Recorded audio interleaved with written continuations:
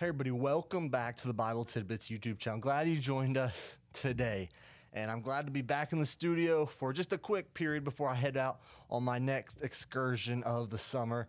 I have lots of those being in student ministry, but I just returned from kids camp. And today I want to talk, as you tell from the title, I want to talk about discipling children. I think that is something that we are lacking in our culture, is discipling children, especially among the family unit.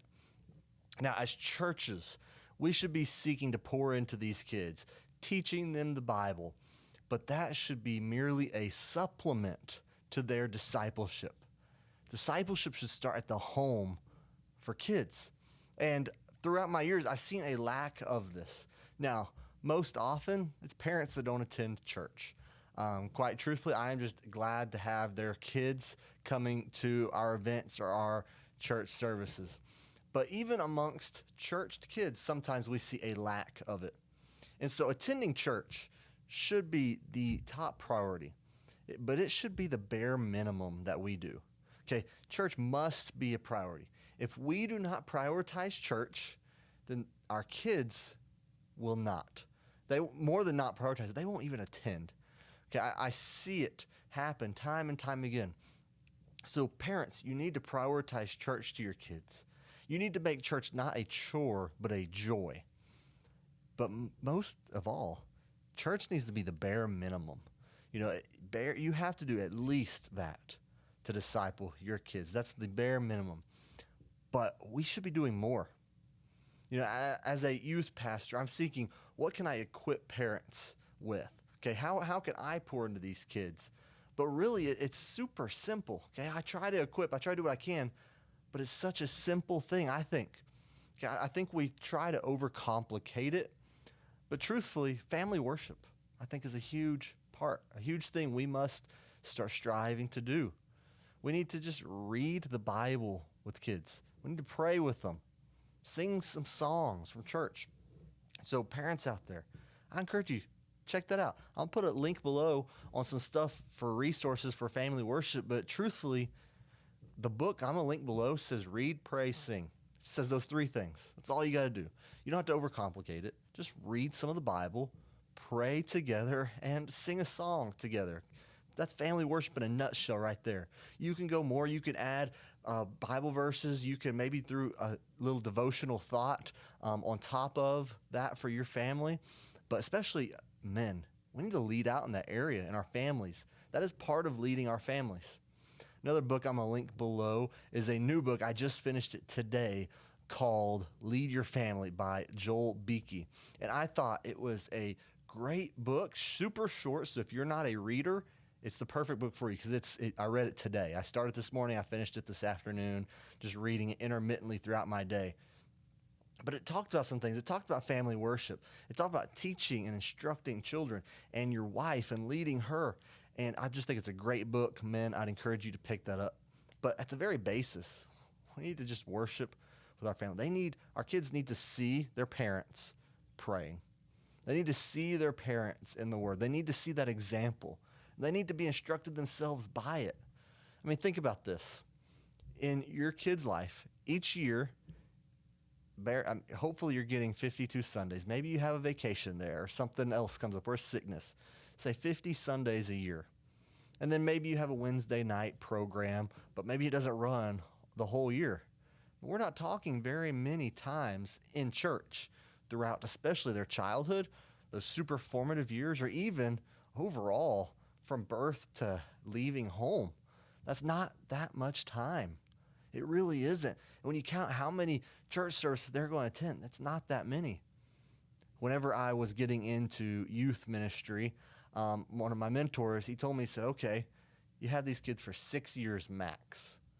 And in that 6 years max, here's how many Wednesday nights you're having max. When you do the math, for Wednesday night program, for me being the youth pastor of these kids, the most committed kids, I don't have all that often.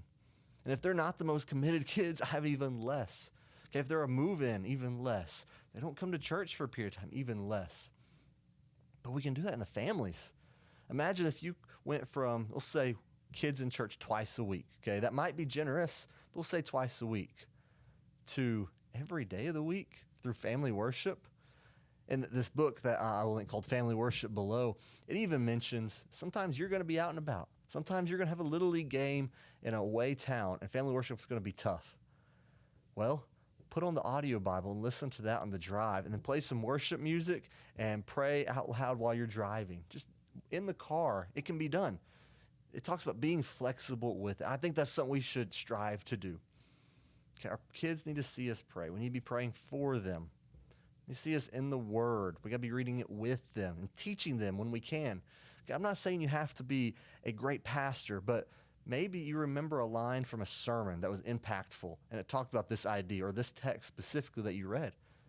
Say it. Maybe you just want to discuss after Sunday's sermon. Maybe bring some of the things down to where your children can understand the truths that were discussed. Just going through your notes. Take notes in church yourself so they can see you doing that. I think through these simple things, we can pour into our kids. See, when they're constantly in the Word, I noticed so many kids at kids camp last year couldn't find the Gospel of John. If they were in the Word regularly, they would pick it up. These kids are smart. They're picking up things fast, okay? But if they're not in it, they're not going to pick it up. Now, I'm not saying that that's a must know. You must know the books of the Bible in order.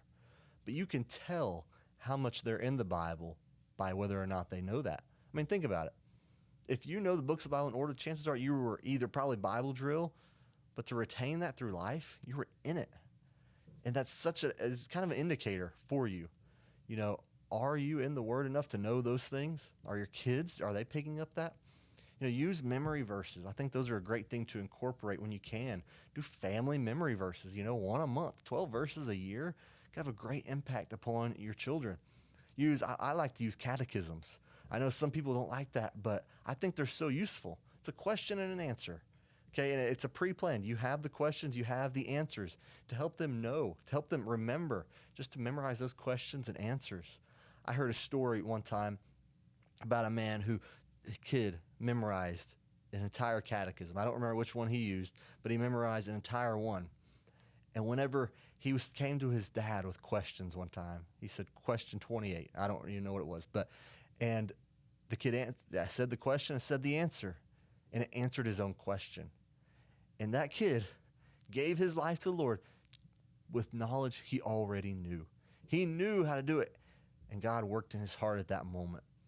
And it was an awesome story to listen to. But things like the New City Catechism, it's a newer one. It's made not to be it's shorter. It made to not be super tied to certain denominations. But I think it's a great one to teach just some of the core truths of the Scripture. So through things like that, get your kids in the Word with you. Lead by example. Pray with them. Sing with them. Teach them memory verses. Teach them the core truths. Just throw out little devotional applications, like things you remember for a sermon. You don't have to be some great Bible teacher to do this. What you need to do this is have those kids and just do it. Maybe you're a grandparent. You can do that with the kids, with grandkids, whenever they come over to visit, right?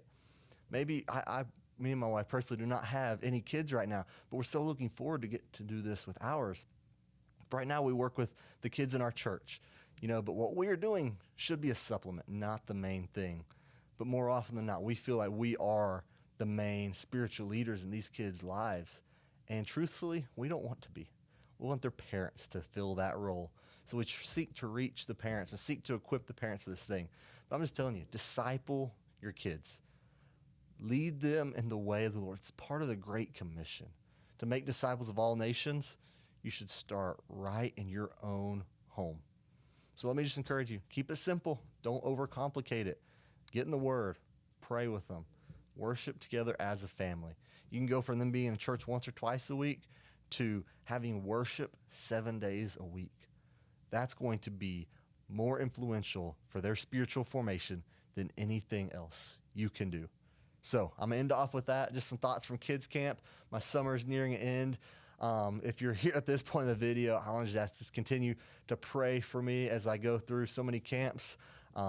Patience wears, energy wears, but I still love it. So disciple your kids. Thanks for watching, and I hope to see y'all next time.